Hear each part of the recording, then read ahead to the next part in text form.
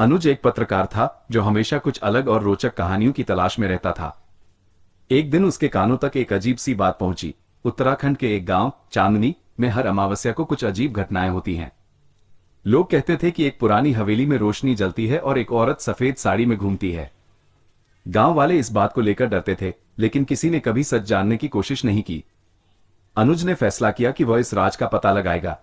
शहर से गांव का सफर कठिन था, रास्ते पतले और पहाड़ी थे, लेकिन अनुज पहुंच गया।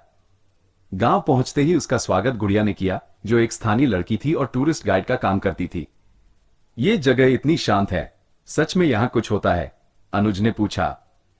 गुड़िया ने मुस्कुराकर कहा, शांत तो है, पर अमावस्या की रात को यह जगह बदल जाती है।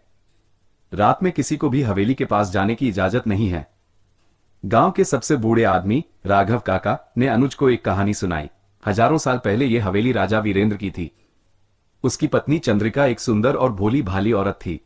लोग कहते हैं कि राजा ने उसे किसी जादू टोना के चक्कर में जिंदा जला दिया था और तब से उसकी आत्मा इस जगह भटक रही है।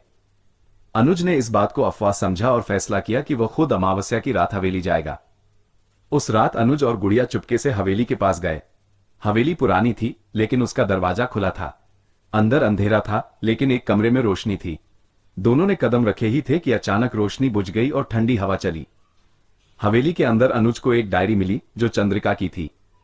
उसमें लिखा था, मैं सच कहना चाहती हूं, मैंने कभी किसी से बुरा नहीं किया। मेरे पति ने जादू के लिए मुझे बलि चढ़ा दिया। मेरी आत्मा तब तक मुक्ति नहीं पाएगी जब तक कोई सच का पता न लगाए। उसी वक्त एक सफेद साड़ी में औरत सामने आई। गुड़िया चिल्ला उठी, यह वही है। अनुज ने डर के बावजूद उस औरत से पूछा, आप क्या चाहती हैं? औरत की आंखों में आंसू थे। उसने कहा, मुझे इंसाफ चाहिए, बस इतना ही। और फिर सब कुछ अंधेरा हो गया। जब दोनों बाहर आए तो सुबह हो चुकी थी।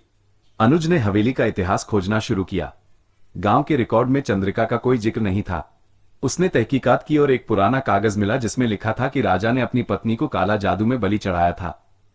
अनुज ने इस कहानी को एक लेख में लिखा, द घोस्ट ऑफ चांदनी गांव। ये लेख वायरल हो गया। सरकार ने उस हवेली को प्रोटेक्टेड हेरिटेज घोषित किया और चंद्रिका के नाम का एक मेमोरियल बनाया। अगली अमावस्या को कोई रोशनी नहीं जली। गुड़िया ने मुस्कुराते हुए कहा, लगता है उसकी आत्मा को शांति मिल गई। अनुज ने आसमान की तरफ देखा, जहां चांद थोड़ा सा चमक रहा था। चांदनी गांव में अब रोशनी वापस आ गई है, उसने कहा।